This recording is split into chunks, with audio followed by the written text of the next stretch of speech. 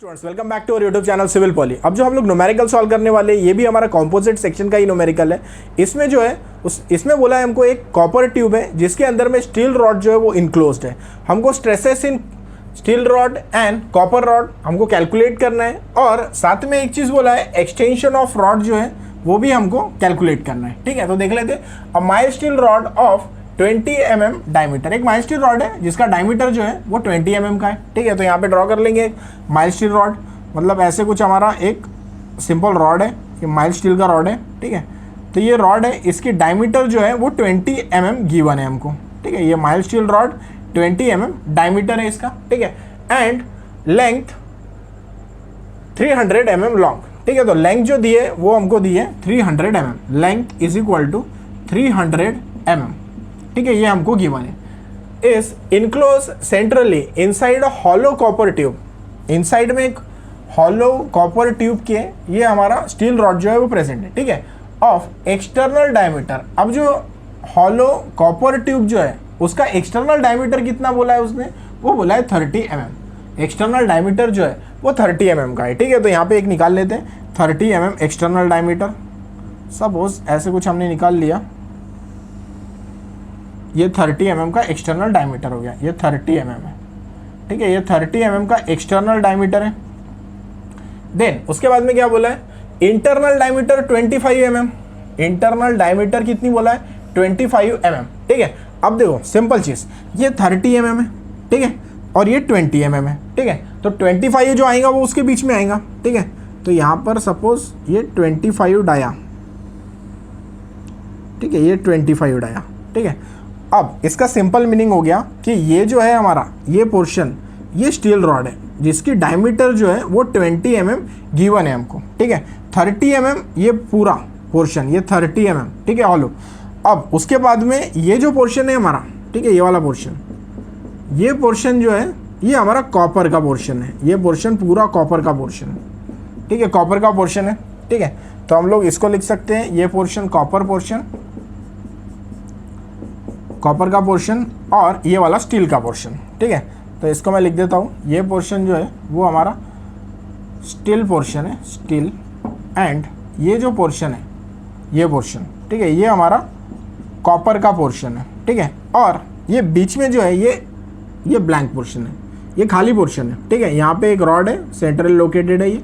ठीक है, और इस ऊपर में यहाँ पर जो है ये हॉलो पोर्शन कॉपर का पोर्शन है। ठीक है, तो ये चीज़ हमको अच्छे से ध्यान में रखना है कि बीच में जो है वो गैप है। ठीक है, मतलब एक्सटर्नल कैपिटल डी 30 का है, स्मॉल डी, इसका स्मॉल डी वो हमारा 25 का है, और ये स्टील का अलग से 20 mm का है। ठीक है, तो यहाँ पे लिख लेते हैं, जो स्मॉल डी है हमारा, स्मॉल डी, वो स्मॉल डी कितना है स्टील का, स्मॉल डी, स्टील का जो स्मॉल डी है वो कितना है 20 mm का है। ठीक है, और capital diameter, external diameter, external diameter किसका, कॉपर का, एक्सटर्नल डायमीटर कॉपर का जो है वो 30 mm का है। ठीक है, और स्मॉल डायमीटर जो है कॉपर का, इनसाइड डायमीटर, वो 25 mm का है। ठीक है, तो ये थोड़ा सा हमको ध्यान से करना है। ठीक है, एक अलग चीज़ है कि यहाँ पे स्टील है वो बीच में है। ठीक है, ये इतना पोर्शन छुटा हुआ पोर्शन है। देन उसके बाद में यहाँ पर जो है ये जो केसिंग है ये ऊपर में ये वाली जो है ये हमारी कॉपर की है। ठीक है, 30 mm उसका एक्सटर्नल हो गया, इंटरनल 25, मतलब कि इतना, मतलब अगर हम देखें तो 2.5 की थिकनेस। ठीक है, ये 2.5 इधर से, 2.5 इधर से, थिकनेस इतना है। ठीक है, तो ये सिंपल लिख देना है हमको, डायमीटर स्टील रॉड की वो है 20 mm, डायमीटर ऑफ कॉपर, ठीक है, external diameter 30, internal diameter 25 mm। ठीक है, इतना क्लियर रखना है हमको। देन उसके बाद में आगे क्या बोला है, the composite bar is subjected to an axial pull of 40 kN। Axial pull जो दिया है, मतलब P दिया है, P कितना है 40 kN है, P is equal to 40 kN। ठीक है, ये हमको गिवन है।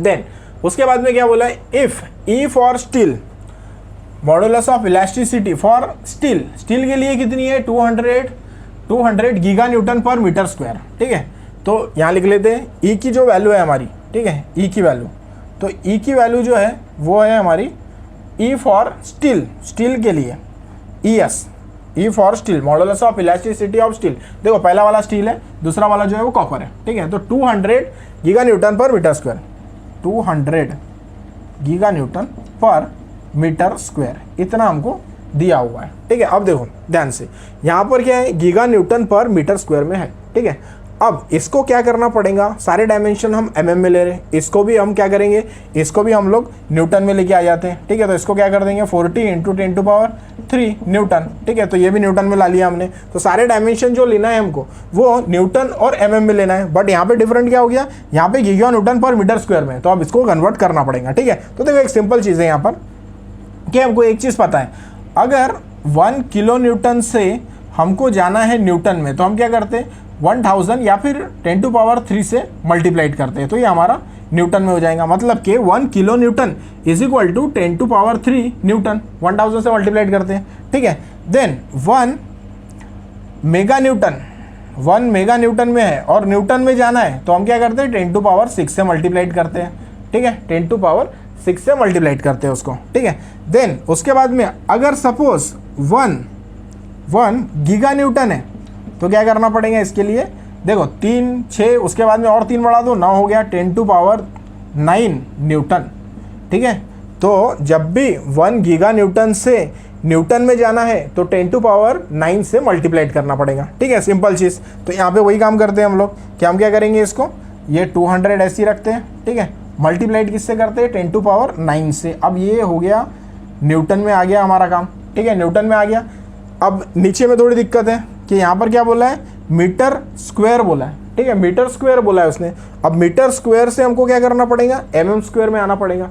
तो सिंपल हमको पता है 1 metre is equal to 1000 mm, ये हमको पता है। ठीक है, 1 metre is equal to 1000 mm, या फिर ऐसे लिख सकते हैं 10⁻³ mm। ठीक है, 1000 लिखो या 10⁻³ लिखो। ठीक है, अब ये 10⁻³ लिख दिया।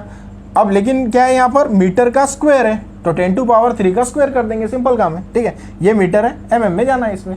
ठीक है, तो ये 10⁻³ से मल्टीप्लाइड कर देंगे इसको। ठीक है, तो ये 10⁻³ हो गया और ये स्क्वायर 2 हो गया।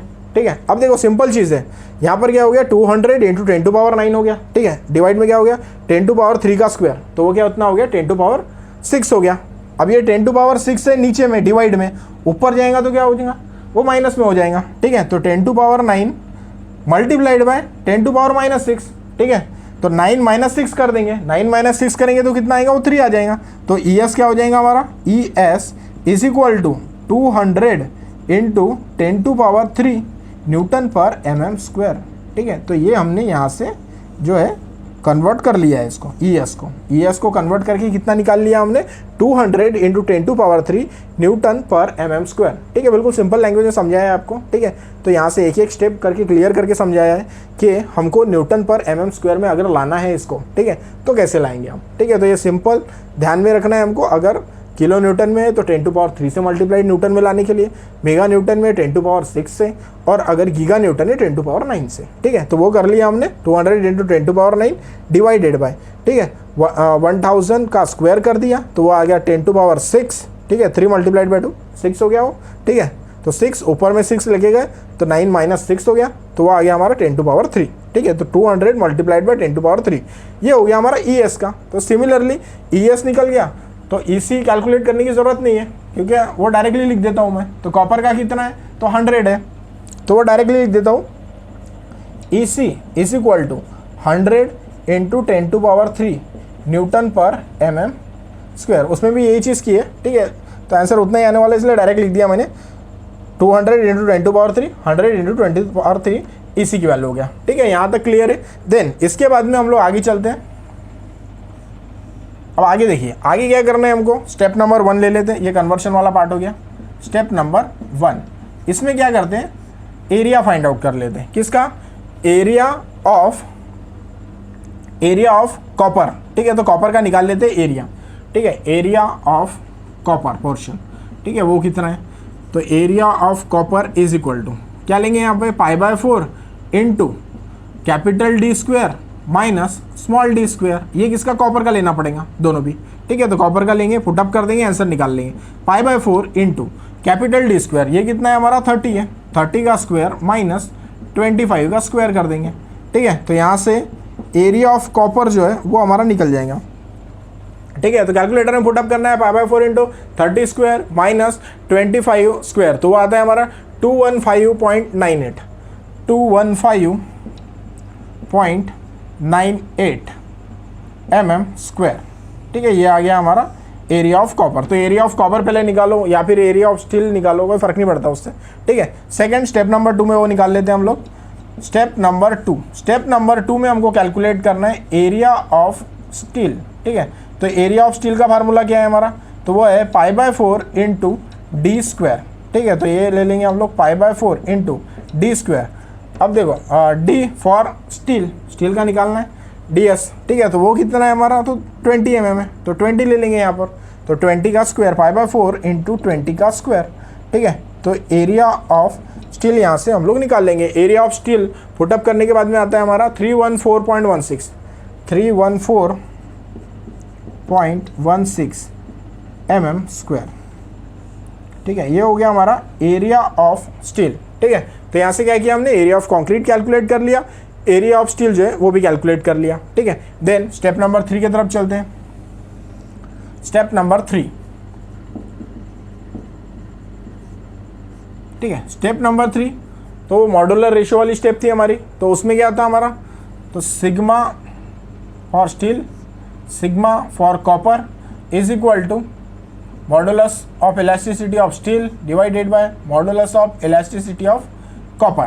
ठीक है, अब यहाँ पे क्या हो जाएगा, sigma S is equal to E S कितना आया है हमारा, ई एस है 200 into 10 to power 3 divided by 100 into 10 to power 3, 200 into 10 to power 3 divided by 100 into 10 to power 3 multiplied by, अब ये इधर चला गया तो ये सिग्मा सी हो गया। ठीक है, तो यहाँ से 10 टू पावर 3 कैंसिल हो गया, 0 0 कैंसिल। ठीक है, यहाँ पे 2 बचेगा हमारा, तो ये आ गया sigma S is equal to 2 sigma C. ये रिलेशन बन गया हमारा, sigma S is equal to 2 times sigma C. ठीक है, ये रिलेशन हमने फाइंड कर लिया यहाँ से। देन उसके बाद में स्टेप नंबर 4 लेना है हमको, स्टेप नंबर 4। ठीक है, अब ये लोड का रहता है, तो P is equal to P S plus P C. ठीक है, तो वो क्या होता है हमारा, P is equal to sigma S into A S plus sigma C into A C. ठीक है, अब यहाँ पे पुटअप कर देंगे। P जो है हमको गिवन है, P कितना गिवन है, 40 इंटू 10 टू पावर 3 न्यूटन में। ठीक है, तो यहाँ पुटअप कर देंगे 40 into 10 to power 3 is equal to sigma S है हमारा 2 times sigma C into A S हमने कैलकुलेट किया है 314.16 प्लस सिग्मा सी जो है उसको वैसे ही रखना है हमको, sigma C multiplied by area of concrete. ठीक है, तो एरिया ऑफ ये हो गया हमारा, sorry copper, area of copper 215.98। ठीक है, ये कैलकुलेट कर लेंगे। तो यहाँ से हमको सिग्मा सी की जो है वो वैल्यू कैलकुलेट करना है। ठीक है, वही कैलकुलेटर में पुटअप करना है और सिग्मा सी की वैल्यू जो है वो यहाँ से कैलकुलेट कर लेना है। तो सिग्मा सी की जो वैल्यू आती है वो है हमारी 47.376 न्यूटन पर mm स्क्वायर। ठीक है, तो ये हमारा हो गया सिग्मा सी। यहाँ से हमने सिग्मा सी जो है वो कैलकुलेट कर लिया। ठीक है, अब सिग्मा सी की वैल्यू पुटअप कर देंगे ये रिलेशन में और सिग्मा एस की वैल्यू जो है वो कैलकुलेट कर लेंगे। ठीक है, therefore sigma S is equal to 2 times sigma C is equal to 2 multiplied by sigma C कितना है 47.376। ठीक है, तो यहाँ से हम लोग सिग्मा एस कैलकुलेट कर लेंगे।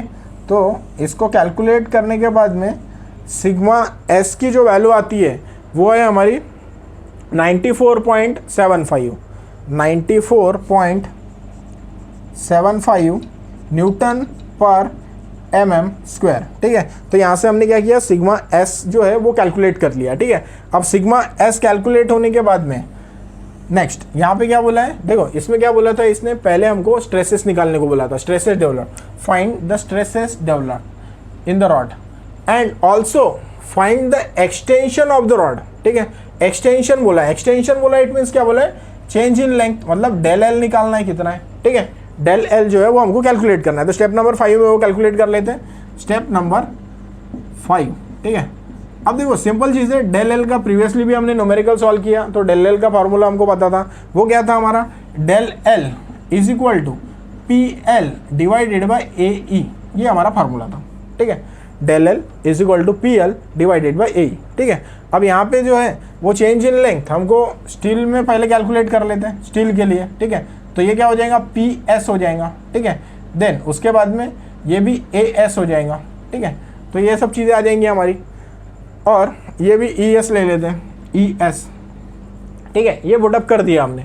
अब देखो एक चीज़ हमको पता है, load upon area. Load upon area क्या है हमारा, ये स्ट्रेस का फार्मूला है, ठीक है। तो यहाँ पे स्ट्रेस पुटअप कर देंगे, ये लोड अपॉन एरिया, ये जो लोड अपॉन एरिया है हमारा, ठीक है, इसके जगह हम लोग क्या करते हैं, सिग्मा पुटअप कर देते हैं। तो अभी डेल एल क्या हो जाएगा, del L S is equal to sigma S multiplied by L divided by E S, ठीक है। सिंपल काम ये हो जाएगा। यहाँ पे पुटअप कर देंगे वैल्यूज़ को, और चेंज इन लेंथ या फिर एक्सटेंशन जो बोल रहा है वो हम लोग कैलकुलेट कर लेंगे, ठीक है। तो वैल्यूज़ पुटअप कर लेते हैं यहाँ पर। तो del L for S is equal to sigma S. अब सिग्मा एस देखो यहाँ पे कैलकुलेट किया है, सिग्मा एस कितना है हमारा 94.75, पुटअप कर देंगे 94.75 मल्टीप्लाइड बाय लेंथ कितना दिया हुआ है हमको, लेंथ 300 mm है, 300 mm लेंथ है, वो लिख देंगे यहाँ। ई एस कितना है हमारा, तो ये लिया हमने ई एस 200 इंटू 10⁻3, तो यहाँ पुटअप कर देंगे 200 इंटू 10⁻3, ठीक है। यहाँ से कैलकुलेट कर लो, del L S is equal to 94.75 multiplied by 300 divided by 200 into 10⁻3, ठीक है। तो डेल एल आता है हमारा 0.142 mm, 0.142 mm। सिमिलरली अब हम लोग जो कैलकुलेट करेंगे, डेल एल एस कैलकुलेट करेंगे, डेल एल एस, तो उसका क्या हो जाएगा, जैसे यहाँ पर लिखा हमने sigma S L E S, तो वहाँ पे क्या आएगा, sigma C L divided by E C, ठीक है। यहाँ पुटअप कर देते वैल्यूज। सिग्मा सी कितना है हमारा, सिग्मा सी 47.376, ठीक है। तो 47.376 multiplied by 300 divided by E C, ठीक है। ई सी की वैल्यू है हमारी 100 इंटू 10⁻3, ठीक है। तो वो लिख देंगे यहाँ 100 इंटू 10⁻3, ठीक है। तो इसको कैलकुलेट करने के बाद में डेल एल, सॉरी ये सी के लिए, कॉपर के लिए, कॉपर, ये भी कॉपर, ठीक है। तो डेल एल सी जो है वो हमारा आता है, इसका आंसर 0.142 mm, ठीक है। तो चेंज इन लेंथ या फिर एक्सटेंशन जो है वो दोनों मटेरियल में सेम है, वो आप स्टील में लीजिए या फिर कॉपर में लीजिए, तो आपका सेम आ रहा 0.142, 0.142, ठीक है। तो ये न्यूमेरिकल जो है थोड़ा इंटरेस्टिंग न्यूमेरिकल था। यहाँ पे थोड़े वेरिएशन हमको दिए थे। एक वेरिएशन ये था कि एक्सटर्नल डायमीटर जो है वो 30 mm था, और इसका ही इंटरनल जो है वो दिया था 25, ठीक है। ये थोड़ा ध्यान में रहे, और बीच में जो है यहाँ पर गैप है, और यहाँ पर जो है वो स्टील रॉड है 20 mm का, ठीक है। ऐसा कुछ दिया है हमको। देन उसके बाद में यहाँ पर कन्वर्शन करना था हमको, गीगा न्यूटन पर मीटर स्क्वायर को हमको लाना था न्यूटन पर mm स्क्वायर में, ठीक है। तो ये सिंपल वे में मैंने कन्वर्शन आपको बता दिया था। देन उसके बाद में area of concrete, area of copper जो है वो हमको कैलकुलेट करना है, π/4 into DC square minus small DC square. तो यहाँ से आ गया हमारा area of copper 215.98 mm square. Then उसके बाद में क्या किया हमने, एरिया ऑफ स्टील जो है वो कैलकुलेट किया, तो π/4 स्टील का जितना डायमीटर है वो ले लिया रॉड का, तो वहाँ से हमने पुटअप करके 314.16 mm square area of steel जो है वो कैलकुलेट कर लिया। देन मॉड्यूलर रेशियो वाला sigma S divided by sigma C, E S divided by E C is equal to modular ratio, ये हो गया। तो यहाँ पुटअप करके सिग्मा एस और सिग्मा सी इनका रिलेशन जो है फाइंड आउट कर लिया। Then total load is equal to load shared by steel plus load shared by copper. यहाँ पुटअप करके हमने रिलेशन, यहाँ से सिग्मा सी जो है उसकी वैल्यू फाइंड आउट कर ली, फिर सिग्मा सी की वैल्यू ये रिलेशन में पुटअप कर दिया, और यहाँ से सिग्मा एस की वैल्यू फाइंड आउट कर ली, ठीक है। फिर एक वेरिएशन था यहाँ पे कि इसने बोला था हमको फाइंड एक्सटेंशन, मतलब एक्सटेंशन कितना है वो फाइंड आउट करना था, ठीक है। एक्सटेंशन फाइंड आउट करना था, मतलब डेल एल जो है वो हमको फाइंड आउट करना था, ठीक है। तो डेल एल एस निकाल लिया, डेल एल सी निकाल लिया, ठीक है। डेल एल एस क्या, पी एल डिवाइडेड बाई ए, ये रिलेशन हमको पता था, बट लोड अपॉन एरिया जो होता है वो हमारा होता है स्ट्रेस, ठीक है। तो स्ट्रेस पुटअप कर दिया, यहाँ से डेल एल एस जो फाइंड आउट किया वो आता है 0.142 और डेल एल सी आ रहा हमारा 0.142, ठीक है। तो एक्सटेंशन दोनों में जो है वो सेम आया है हमारा।